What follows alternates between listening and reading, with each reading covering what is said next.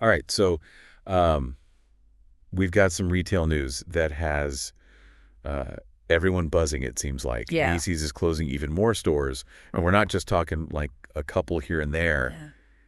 They're shutting down 66 locations just this year Wow. as part of a bigger plan to close 150 total. Yeah, it's We've got their press release right here to break it all down. okay. And we've also got this YouTube video discussion. Interesting. And it's got some commentators in it who are analyzing the whole situation. And, Uh, it's not just about Macy's. oh, definitely not. This is like a peek into the future of retail itself. So Yeah, for sure. what's fascinating is that Macy's is calling this Uh-huh.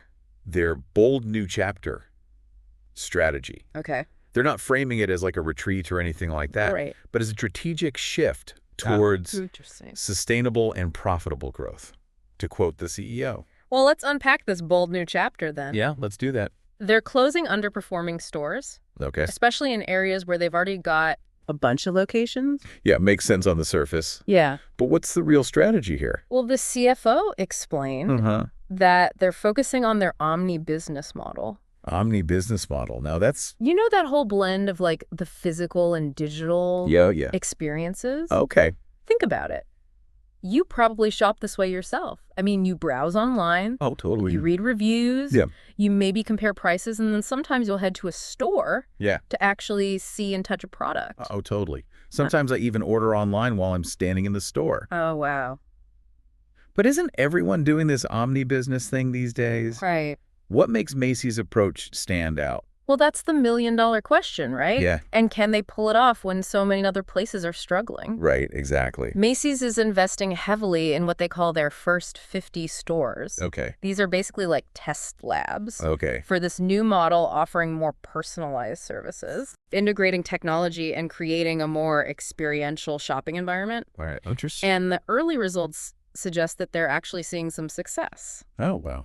But the bigger picture is what's really interesting. Okay. Department stores in general are facing a pretty tough reality. Yeah. I mean, and it's not just Macy's. Yeah, you're right.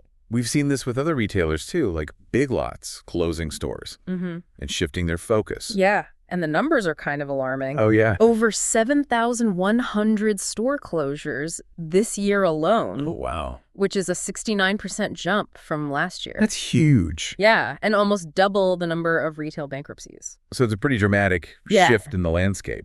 What's particularly striking is that Macy's is actually expanding other brands, Real? like Bloomingdale's and Bluemercury, Oh, while they're scaling back interesting. on the traditional Macy's stores. So they're shrinking their footprint Yeah, with the classic Macy's brand, but they're trying to capture more upscale shoppers with Bloomingdale's Oh, and the wow. beauty market with Bluemercury. exactly. It's like they're hedging their bets Uh-huh. on the future of retail. Yeah.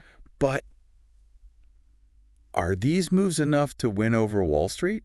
Well, even in the midst of all these closures and shifts, there are some in the financial world who Okay. see potential. Interesting. The YouTube video we have Yeah. mentions Barrington Capital Group, Okay. an activist investor. Now, activist investors, Yeah, they're interesting they are. because they don't just passively hold stock. No, they don't. They try to actively influence a company's decisions. Right.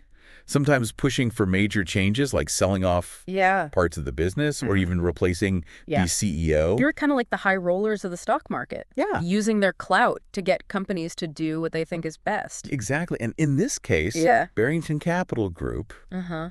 actually sees potential Interesting. in Macy's plan. They believe that it could lead to a healthier store base in the long run. But it's not just about the bottom line. Right. We have to consider the broader impact on the communities where these stores are closing. Right, because these department stores, Yeah. especially in smaller towns, Mhm. they're not just places to shop. Right. They're community hubs, Right. sources of employment. Yeah. They anchor entire shopping districts. Exactly. What happens when that anchor disappears? That's the crucial question, Yeah. Closing a big store like Macy's Hmm. can create a ripple effect. Right. It impacts surrounding businesses, property values, job opportunities. The whole Yeah. local economy can suffer. And it raises a bigger question Yeah. about what we as consumers prioritize. Mm-hmm. Are we so focused on convenience and low prices Right. that we're willing to accept these potential consequences? Makes you think, huh? Yeah, it really does. Yeah, it really makes you think about what kind of retail landscape we're creating and what role we each play in shaping that future. You know, it's funny. I was just reminiscing the other day Oh, yeah? about going to Macy's with my family as a kid. Uh-huh. It was such an experience. Yeah. You know, they had restaurants, special events. It felt like Yeah. a real community gathering place. Department stores used to be these grand spaces, filled with everything you could imagine. Clothes, home goods, appliances. Right. You name it. It wasn't just about shopping. It was about spending time together, socializing, making memories. And then online shopping exploded and everything changed. Things change fast. Like suddenly you could just get practically anything. Yeah. With a few clicks, often for a better price. Right. And I have to admit the convenience is hard to beat. It is. Yeah. Absolutely. We've all become accustomed to that instant gratification. Right. And traditional retailers like Macy's are scrambling to keep up. Yeah. It's a classic example of technology disrupting an entire industry. But it's not just online retailers, is it? Oh. It's these niche brands with their curated experiences like Apple or Lululemon. Right. They've created these immersive retail environments that go way beyond just buying a product. Yeah, it's about lifestyle, community aspiration. You hit the nail on the head. Yeah. It's like they're selling a feeling and identity along with the product. Exactly. And that seems to be what Macy's is trying to figure out with their first 50 stores. Okay. How to recreate that magic in a department store setting. So can they offer something unique? Something you can't get online? Right. Can they make going to Macy's an experience again, a destination? Well, their first 50 strategy is all about modernizing the department store concept. Okay. They're offering personalized services, hosting exclusive events, curating selections to appeal to local tastes.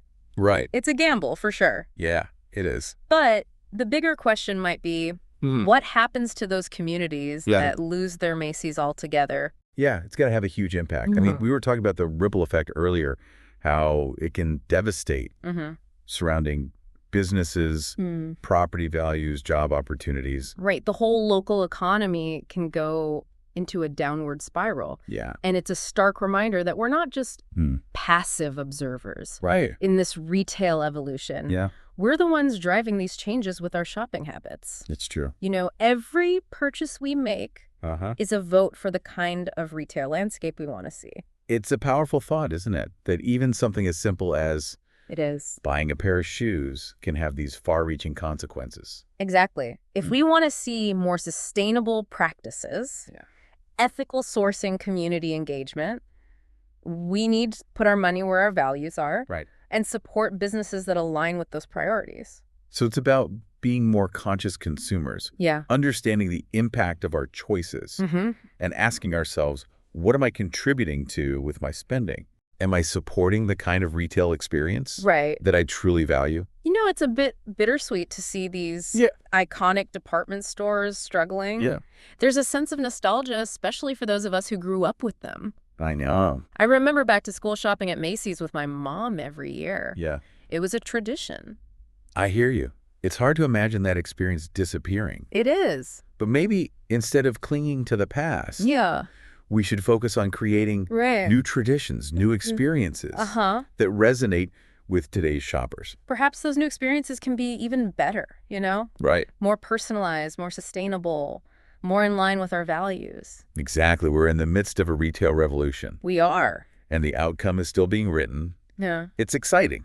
Yeah. A little bit daunting. It is a little daunting, wouldn't you say? Absolutely. And the best part is we're all a part of this evolution.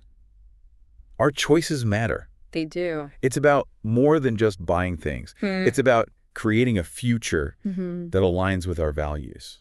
It's about building a retail landscape that is not just profitable, but also purposeful. A landscape connected to our communities and reflective of who we are and what we stand for. That's a powerful message. It is. And as we wrap up this deep dive into the world of retail, I want to leave our listeners with this thought. The future of retail is in our hands. You know, it's not like some predetermined path. It's being shaped by every decision we make as consumers. Think about it this way. Every time you choose to shop online, versus going to a store.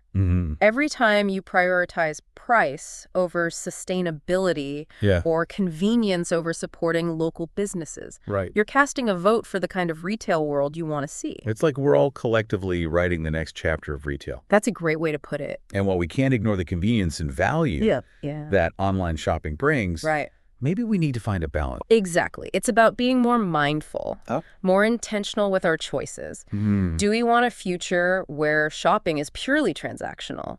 You know, just a click on a screen. Or do we want to preserve that human element, the sense of community that comes with a vibrant and diverse retail landscape? You know, it's interesting. We talked about Macy's omni-business strategy and how they're trying to blend the physical and digital worlds. Maybe that's part of the answer. Maybe. Finding ways to make the in-store experience more engaging, more personalized. I think so. It's about creating those destinations. We were talking about places that offer something. You can't get online. It could be unique experiences, personalized services, a sense of community, or even just the simple pleasure of browsing and discovering something unexpected. So as we wrap up this deep dive into the evolving world of retail, the question we leave you with is this: what kind of retail future?